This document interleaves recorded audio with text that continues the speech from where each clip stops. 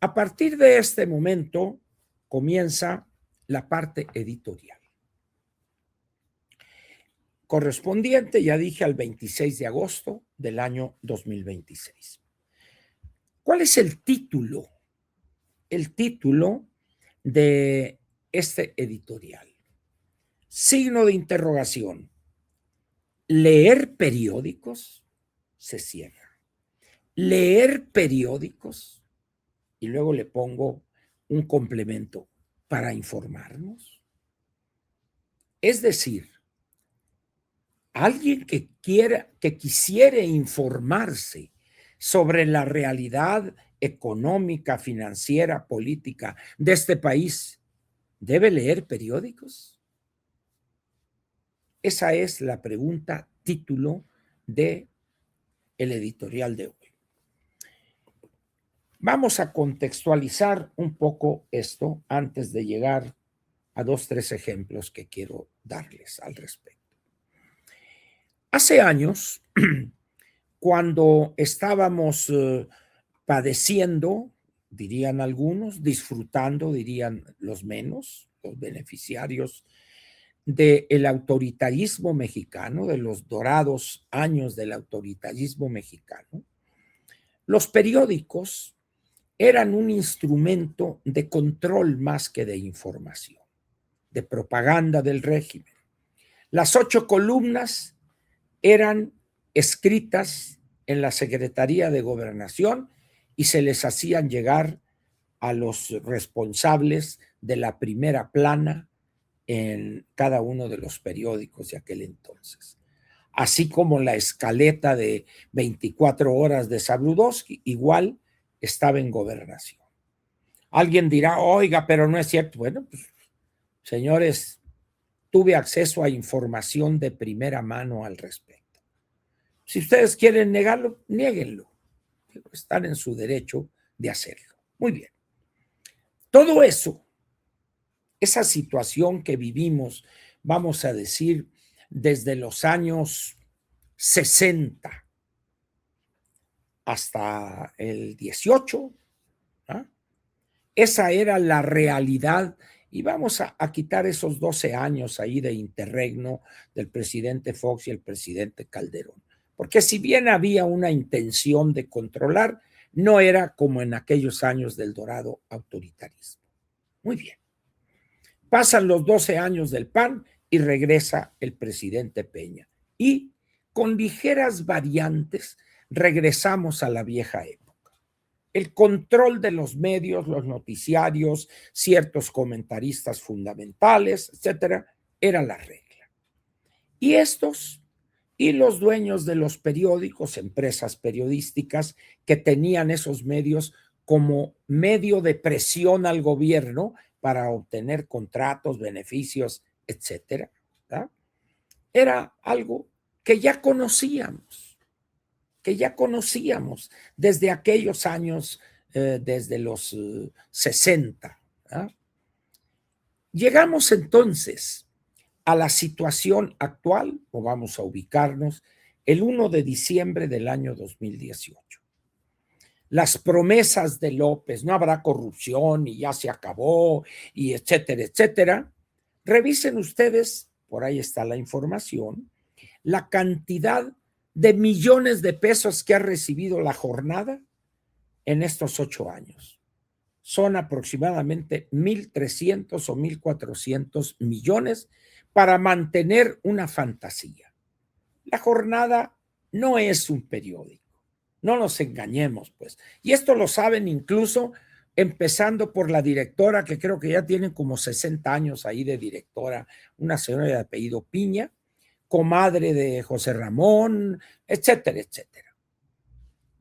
Y las otras empresas mediáticas, fundamentalmente Televisa, en menor grado o casi nulo TV Azteca, porque ya le levantó la canasta, la Anticientífica, Imagen una parte muy pequeña, y luego vienen espolvoreados ahí los favoritos, los muy, muy cercanos a Jesús Ramírez Cuevas.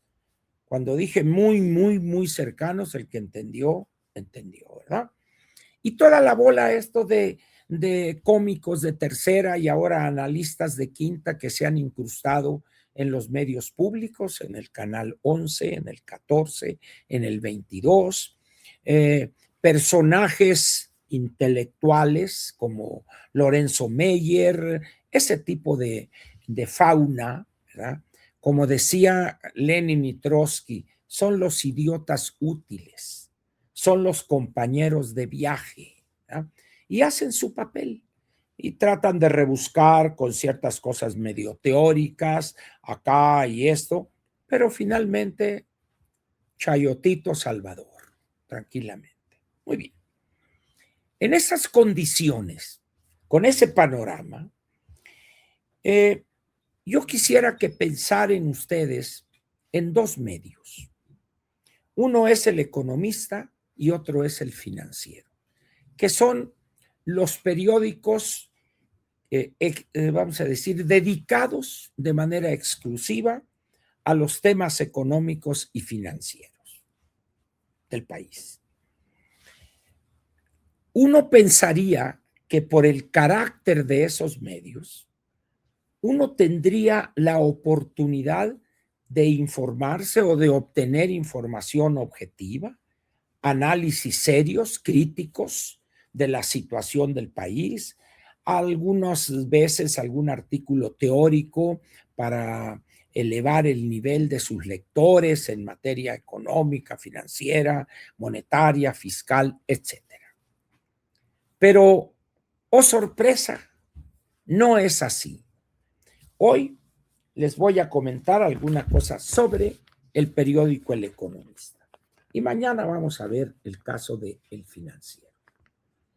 El periódico El Economista es un periódico que inicia con su director, un gran periodista mexicano, zacatecano él, Luis Enrique Mercado, que por desgracia falleció, formador de periodistas él, y un hombre con vastos conocimientos en materia económica y financiera.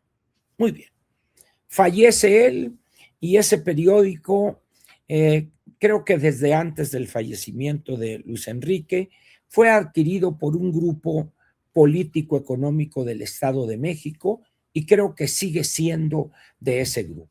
En consecuencia, es un instrumento que en determinado momento sirve para negociar y obtener concesiones, privilegios, favores, contratos, etc. El caso del financiero lo veremos mañana por una situación especial que tiene. Muy bien. Cuando lee uno El Economista, pues uno esperaría ver titulares, cabezas en la primera plana, que realmente fueran educativas, vamos a decir. Pero vamos a ver. Ganancias de las Afores, aquí está, esta es la primera plana de hoy. Ganancias de las Afores crecieron 12% entre enero y julio a 9,870 millones.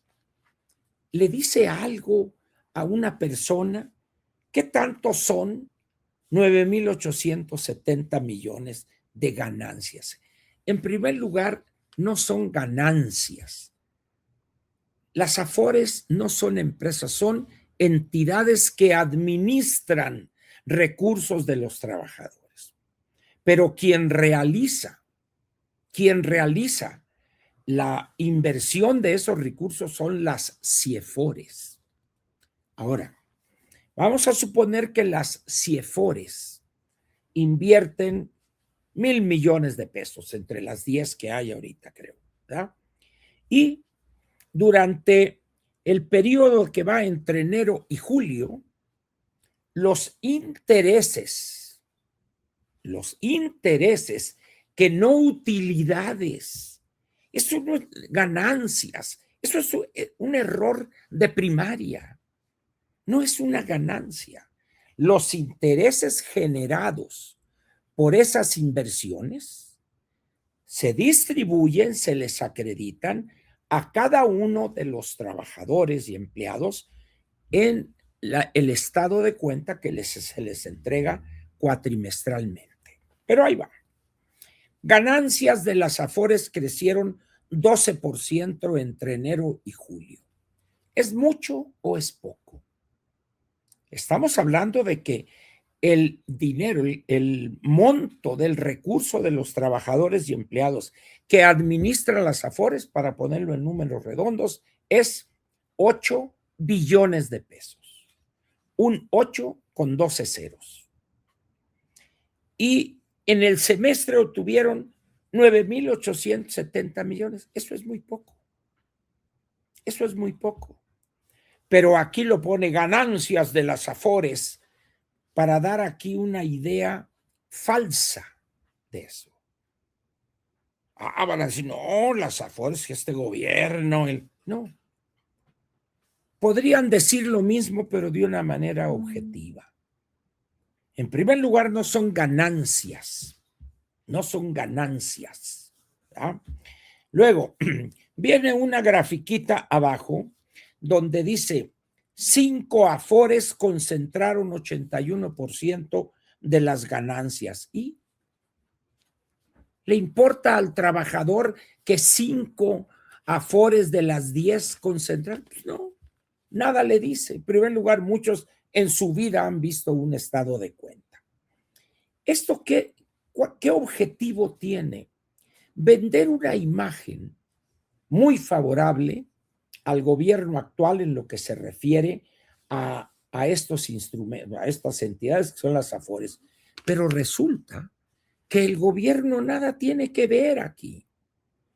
Las Afores son entidades privadas que administran recursos privados, que no tiene nada que ver el gobierno, y que las entidades que invierten en diferentes áreas de la economía con diferentes recursos, que papel de deuda, que inversión acá, etcétera, etcétera, son también entidades privadas que administran, que invierten los recursos privados que administran las Afores.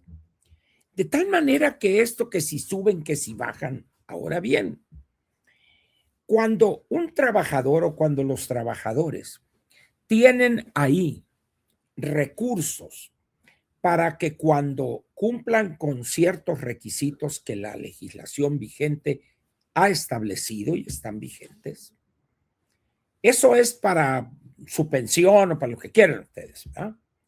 Entonces, dice uno, en un periodo de 30, 35 o 40 años de la vida laboral de una persona, hay, dependiendo del comportamiento económico y de la inflación, hay plusvalías y hay minusvalías.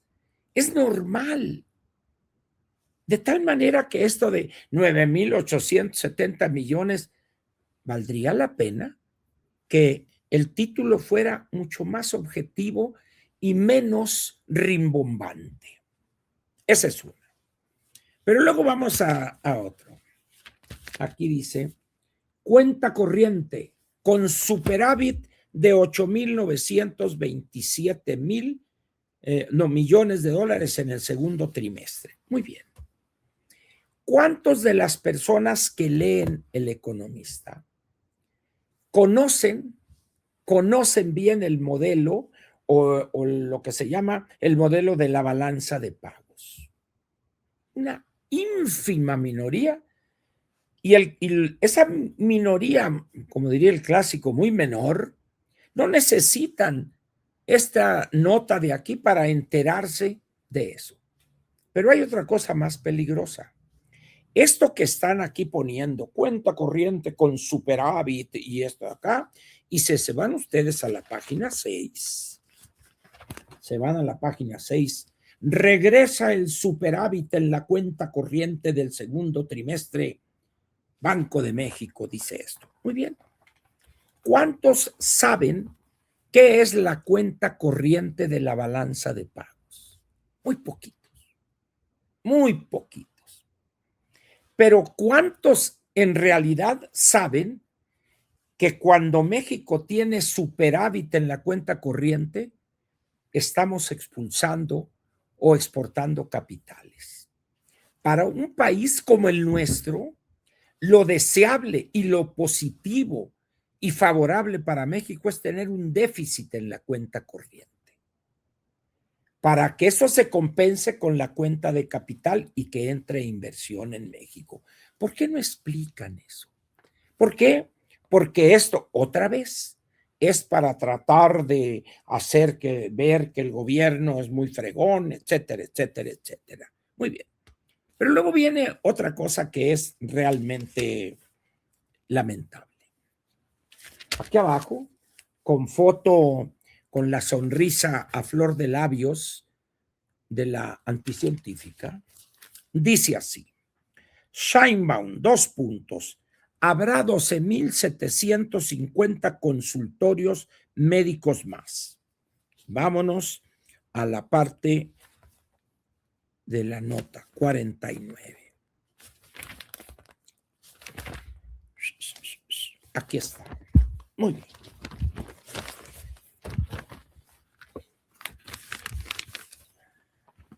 Sumarán al sistema de salud 12,750 consultorios. Dice uno, ¿y para cuándo va a ser eso? Porque este gobierno es el gobierno del futuro. Este gobierno no utiliza el antepresente. Se han construido 12,750 consultorios, no, puro futuro. Se van a construir 12,750 consultorios. Muy bien. Claudia Sheinbaum Pardo firmó un decreto. O sea, firmando el decreto ya fregamos. El decreto y órale. Dice, para crear 12,750 nuevos consultorios de atención primaria del Servicio Universal de Salud. Servicio Universal de Salud, que es uno de los grandes cuentos que ha manejado este gobierno. Usted se registra, le dan una credencial, muy bien, perfecto, y dijo la presidenta, no, pues si usted se enferma o tiene un dolor y pues hay que llevarla a un hospital, pero bueno, ¿qué le queda cerca? Pues una clínica del ISSSTE, allá va usted. O si le queda una del seguro o una del bienestar, acá va. Y va a llegar ahí y va a decir usted que no, pues yo vengo por esto. Pues sí, señora, pero aquí no tenemos su expediente. Pero el artífice de esta locura dice que en cada hospital, etcétera, tendrán acceso al expediente digitalizado de cada uno de los 60 o 70 u 80 millones de mexicanos que son o beneficiarios o derechohabientes en el ISSSTE, en el IMSS o en el otro. Y dice uno, bueno, están esos. Ahora dice, durante la conferencia matutina de este 25 de agosto, la mandataria explicó que el proyecto busca ampliar la capacidad del primer nivel de atención y acercar los servicios médicos a las comunidades, con una estrategia similar a la implementada mediante el programa La Clínica es Nuestra. Pues puede ser la clínica, porque la clínica es el edificio, pero no tiene médicos, no tiene medicinas. ¿De qué sirve esa pinche clínica del bienestar? Según lo dicho por el gobierno federal, los nuevos consultorios permitirán, otra vez el futuro, enfrentar la capacidad de atención primaria a más de 40 millones de consultas al año. Muy bien. 40 millones entre 12,750 consultorios, quiere decir que serán aproximadamente 3,000, vamos a ponerle 3,500 consultas de cada uno de estos al año. Si dividimos 3,500 entre 300 días de trabajo, serían 120 consultas diarias de lunes a viernes. 120 diarias. Pónganle ustedes 20 minutos en cada una. 120 por 20, estamos hablando de 2,400 minutos, serían 40 horas del médico atendiendo ahí. Es imposible lo que está diciendo. Pero eso vale gorro. Le vale gorro. Además, detalló que a partir del 14 de septiembre comenzarán a integrarse los comités de salud para el bienestar, que recibirán recursos para realizar adecuaciones en los espacios donde serán instalados los consultorios.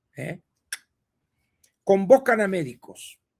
Se explicó que se abrirá el 14 de septiembre la convocatoria para controlar al personal que estará a cargo de los nuevos consultorios. Dicho registro permanecerá abierto hasta el 31 de octubre a través de la plataforma Servicios Universales de Salud. Muy bien. ¿Cuántos médicos van a ser? Tengo entendido que hablaron de 40,000 médicos. Muy bien. ¿Dónde los van a conseguir? ¿Dónde? Entiendo que hay médicos que no tienen trabajo ahorita, pero 40,000, que es de los que hablaron en esta conferencia. Pero luego se le ocurrió a alguna reportera preguntar, oiga, ¿y cuánto les van a pagar? A ver, y el subsecretario, tiene un apellido muy raro, pues no sé. Y luego la dicen, diles que casi 20,000 pesos. 20,000 pesos se les van a pagar. Dice uno, Diosito querido. No saben ni mentir. No saben ni mentir. ¿Ante qué estamos aquí? Ante algo que esto es un boletín. Esto se cobra. Esto que está aquí se cobra. Entonces dice uno, ese es el papel de un periódico financiero, económico. Por supuesto que no. Estamos ante una situación en este periódico donde hay una excepción que confirma la regla.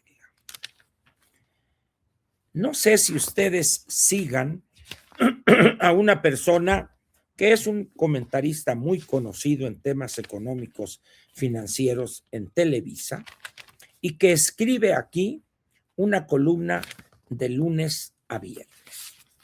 El señor Enrique Campos Suárez. El Güero Campos, creo que le dicen ahí. Déjenme buscar su columna. Espero encontrarla. La oportunidad. Alguien me robó esa página.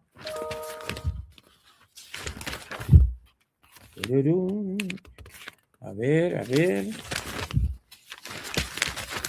¿Dónde estás, Enrique? Hombre, te me perdiste y yo que iba a hablar de ti bien, ching. A ver, vamos a ver. Tanto papelero aquí. Bueno, no le encuentro, pero la columna de hoy de Enrique es un poema. Es un poema. Es el único, aparte de su servilleta, que se atrevió a decir de manera clara, ojo, de manera clara, la realidad de estas cifras de la inversión extranjera directa. Todos los demás es un récord histórico y que para aquí y para allá y que tanto aquí está. No, si le digo. Y el título es ilustrativo. Ahí está Enrique Campos Suárez, la ilusión del récord en la inversión extranjera. A encuerarlo se ha dicho. Búsquenla ahorita en El Economista, entren, está libre, la opinión de Enrique Campos. Los hace giras, igual que lo hice yo cuando hablé de este tema.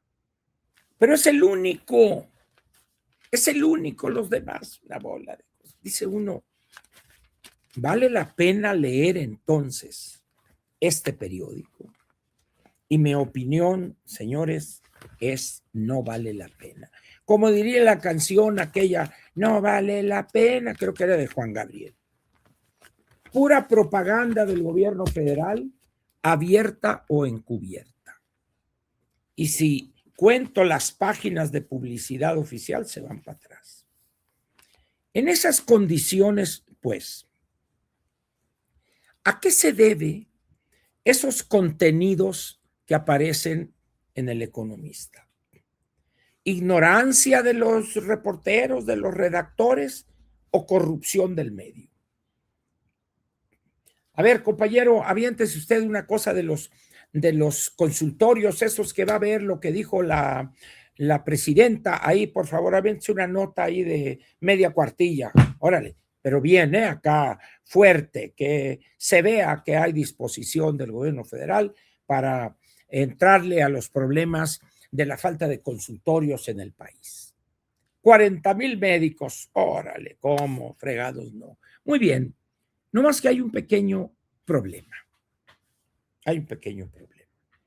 Vamos a suponer que usted es un médico que no tiene trabajo o que tiene un trabajo en algunos de los miles de consultorios que las cadenas de farmacias que empezó el doctor Simi, ¿se acuerdan ustedes? Hoy toda botica o toda farmacia tiene un consultorio al lado. Muy bien.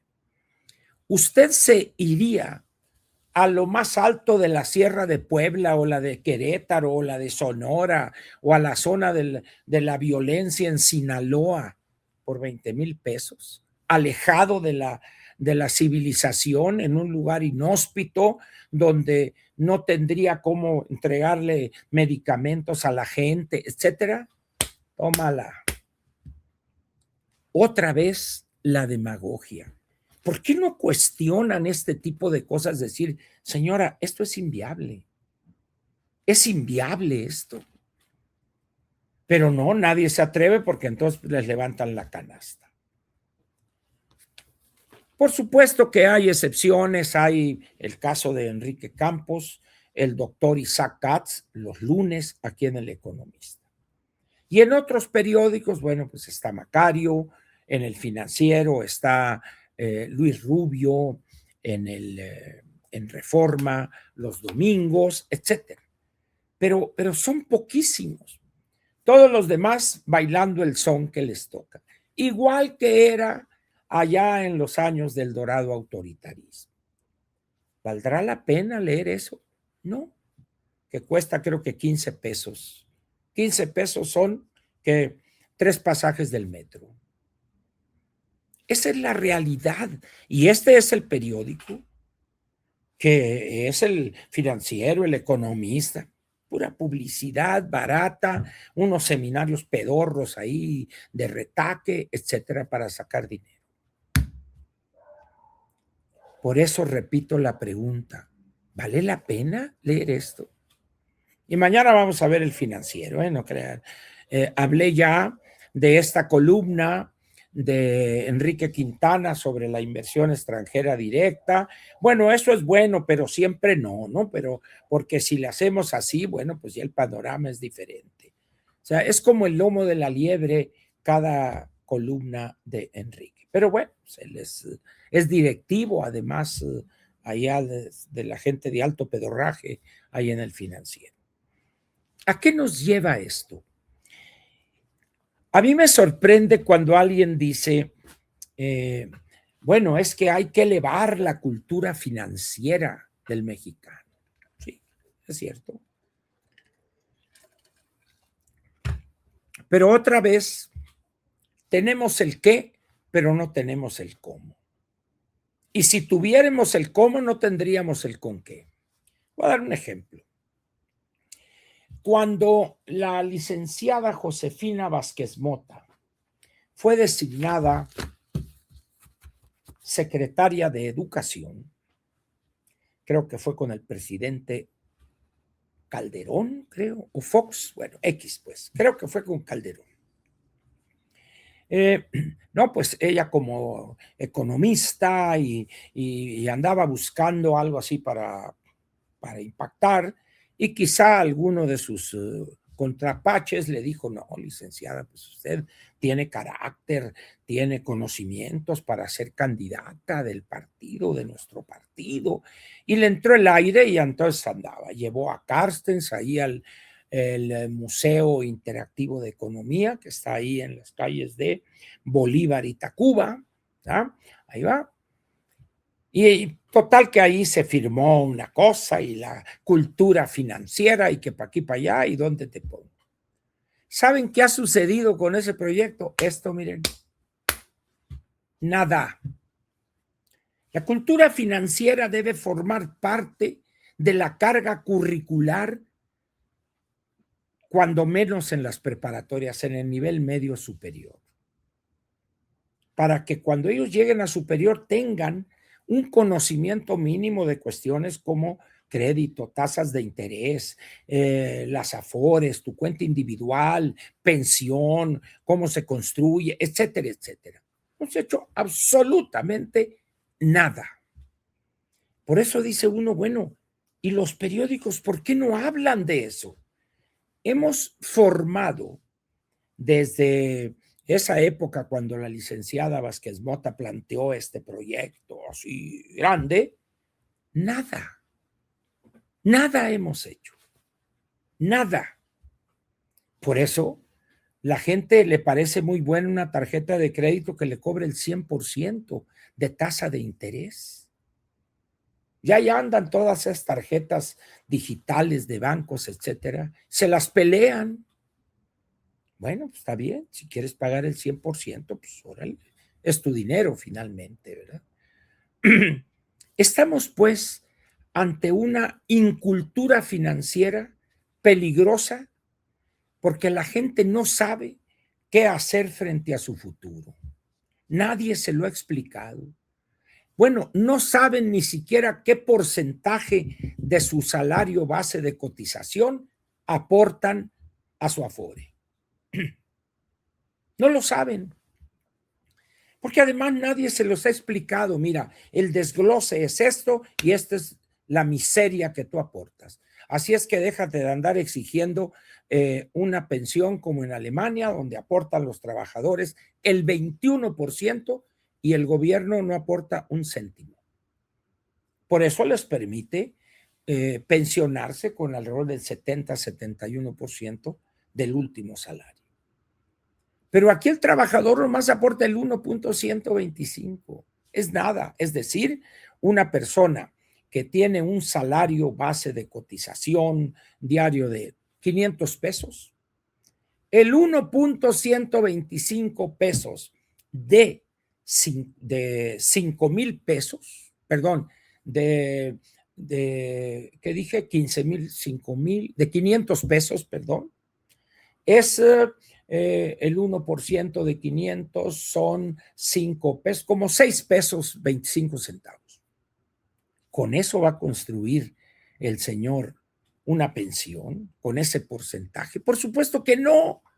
Pero ¿qué va a pasar cuando el año próximo estén listos para pensionarse con su recurso acumulado?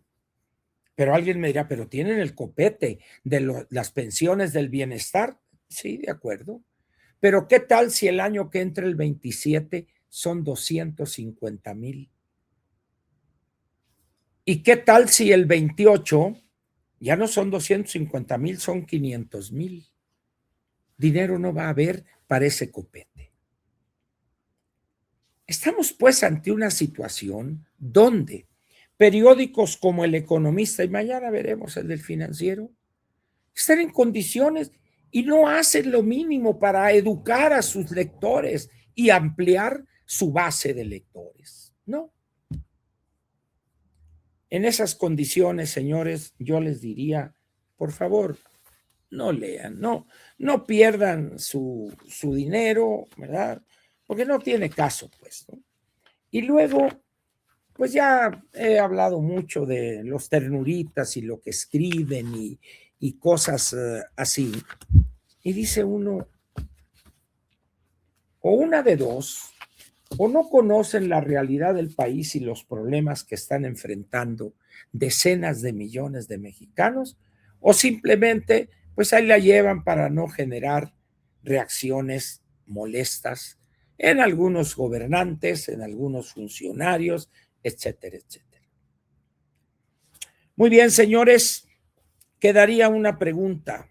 ¿Quién es el responsable de esta situación que he planteado? ¿Los dueños de esas empresas periodísticas, entre comillas? ¿Los colaboradores que escriben lo que les dicta el director editorial?